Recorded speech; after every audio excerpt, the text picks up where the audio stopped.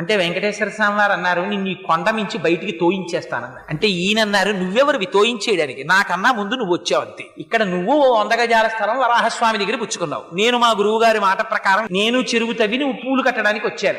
మిగిలిన వాళ్ళకి భగవంతుడు ఉంటాడేమో, నాకు భగవంతుడు రామానుజాచార్యులు వారి నాకు గురువు, ఆయనకి మాట ఇచ్చాను, నువ్వు వేసుకుంటే వేసుకోవాలి, అతే మానే, ఇదిగో ఈ పూలదండలు తీసుకెళ్లి తలుపు గొళ్ళానికి పెట్టేస్తున్నానని వెళ్ళిపోతున్నారు. వెంకటేశ్వర స్వామి వారు పరిగెత్తుకొచ్చారు, ఈయన పరిగెత్తుకుపోతున్నారు, ఎదురొచ్చి పట్టుకున్నారు. అంత కోపం అయితే ఎలాగో అనంతాచార్యులు, నువ్వు ఎంత బాగా కడతావో, నీకు అసలు ఉన్న నిష్టే ఉంటో చూద్దామని రమ్మన్నానోయ్ అని గట్టిగా కౌగిలించుకుని ఆయనతో 4 కులాసా కబుర్లు చెప్పి సంతోషపెట్టి పంపించారు. అనంతాచార్యుల వారి వైభవం అంటే ఏమిటో తెలుసా అండి?